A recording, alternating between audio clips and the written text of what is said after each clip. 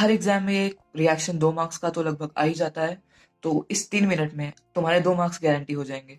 तो इसको पढ़ते हैं, स्टार्ट करते हैं। तो सबसे पहले देखना है कि कौन से कंपाउंड्स ये रिएक्शन देते हैं। वैसे कंपाउंड्स जिसके पास अल्फा हाइड्रोजन होता है वही कंपाउंड ये रिएक्शन दे सकता है। तो अब देखते हैं अल्फा हाइड्रोजन क्या होता है। यहाँ पे एसीटोन का एग्जाम्पल लिया है हमने। तो कार्बोनिल कंपाउंड में जो C डबल बॉन्ड O होता है उसके साथ जो कार्बन कनेक्टेड है उसको अल्फा कार्बन कहते हैं, और उस अल्फा कार्बन के साथ जो हाइड्रोजन कनेक्ट है उसको हम लोग अल्फा हाइड्रोजन कहते हैं। तो जैसे कि यहाँ साफ साफ दिख रहा है कि एसीटोन के पास अल्फा हाइड्रोजन है, तो एसीटोन ये रिएक्शन शो कर सकता है। तो अब एक एग्जाम्पल के थ्रू समझते हैं कि इसका मैकेनिज्म क्या होगा और इसके प्रोडक्ट क्या बनेंगे। तो लेट्स डू इट। तो सबसे पहले सेल्फ एल्डोल यहाँ पे मैंने इसलिए लिखा है क्योंकि यहाँ पे मैंने एसीटोन के ही 2 मॉलिक्यूल्स ले लिए हैं जो आपस में रिएक्ट कर रहे हैं। रिएजेंट यहाँ पे डाइल्यूट NaOH डालना रहता है।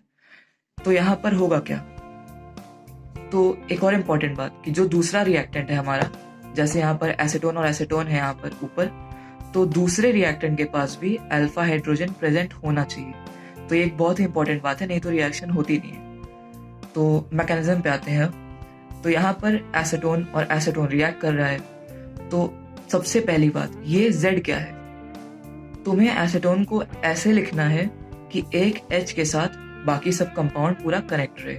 तो यहाँ पर हमने CH3 को H और CH2 में तोड़ लिया है।